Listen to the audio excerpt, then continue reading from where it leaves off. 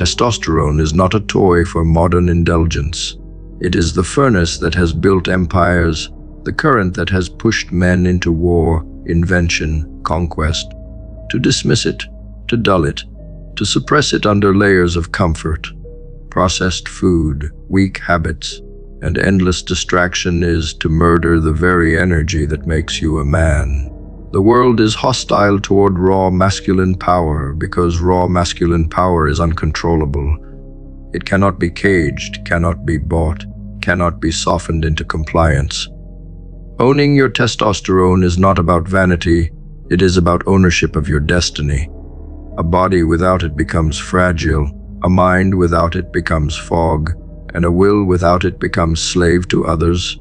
When you reclaim it, you reclaim your edge against a society engineered to strip it from you.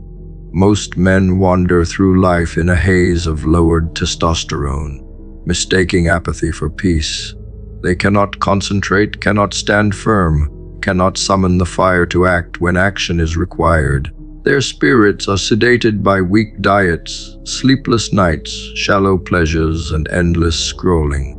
They have been taught to suppress aggression instead of channeling it. They have been conditioned to fear intensity rather than master it. Owning your testosterone means refusing to be tamed. It means rising each morning with the clear understanding that lethargy is the signature of defeat. You cannot sharpen steel with softness. You cannot build kingdoms with passivity. You must choose to fuel the hormone that has defined warriors, builders, and leaders since the beginning of time. The body reflects the will of its owner. Low testosterone is not just biology, it is philosophy. It is submission to weakness disguised as normalcy. The man who accepts low drive, low energy, low fire, accepts life as a shadow. He lets his muscles wither, his bones weaken, his libido vanish, his decisions falter. That man is walking toward the grave long before death claims him. But the man who takes ownership over his hormone, who strengthens his body through training, who feeds himself as though preparing for battle, who sleeps like a predator sharpening his edge, begins to radiate something different. He begins to carry a charge that others can feel when he enters a room. He does not need to announce himself. His presence announces him. Your testosterone is the architect of your aggression, but aggression itself is not evil. It is potential. It is fuel waiting to be directed. Men who fear aggression fear responsibility, because aggression without mastery is destruction, but aggression with mastery is dominance. Owning your testosterone means you do not apologize for being wired to pursue, to conquer, to build, to protect. Instead, you shape that fire into precision. You build discipline around it. You let it flood your muscles in the gym, your focus in your work, your conviction in your relationships. The man who denies his testosterone denies his nature. The man who owns it commands his nature. The war against your testosterone is deliberate. Look at the world. Weak food engineered to destroy your hormones. Pornography designed to drain your drive. Soft philosophies designed to shame your instincts. They tell you aggression is toxic, ambition is dangerous, masculinity is outdated. It is not outdated. It is feared. A man fully alive in his testosterone is uncontrollable. He will not kneel to weak ideologies. He will not beg for approval. He will not silence his hunger for greatness. Owning your testosterone is rebellion in an age of sedation. You must take that rebellion seriously. You must train your body as a weapon, guard your mind as a fortress, and live with discipline so sharp it cuts the soft fabric of modern weakness.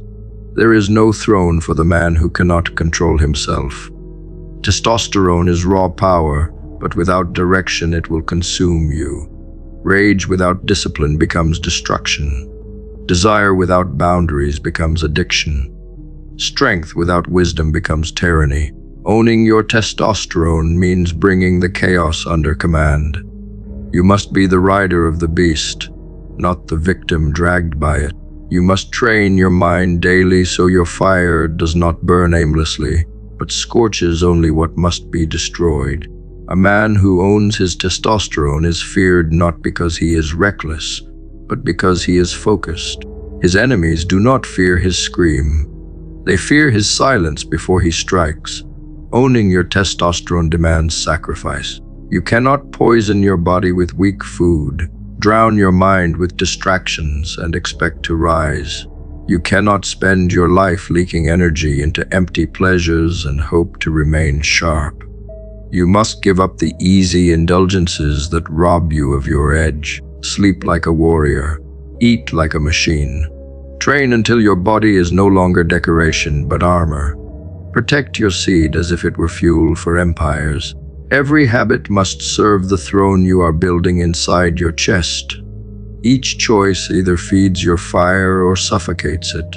The man who owns his testosterone understands this is not casual. It is life or death.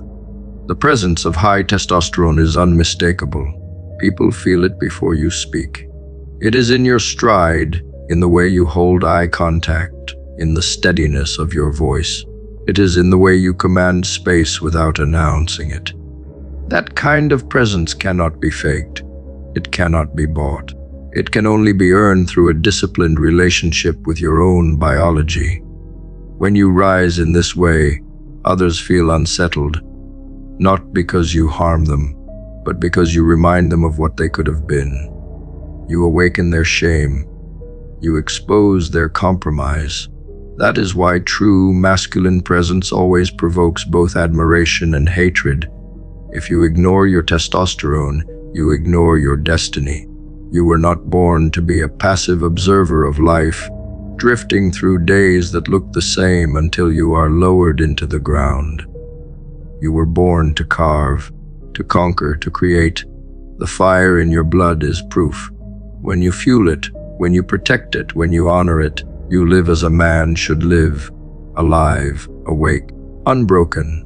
This is not about ego, it is about essence. You either rule yourself or you surrender yourself. You either own your testosterone or watch it wither until you no longer recognize who you are. In the end, there are two kinds of men. Those who kill their fire and call it maturity, and those who command their fire and call it destiny. You must decide which one you will be. Own your testosterone, because it is the difference between living like prey and ruling like predator. Own it, because no empire was ever built on weakness. Own it, because history does not remember the tame. It remembers the men who carried themselves like weapons and lived lives too sharp to be ignored.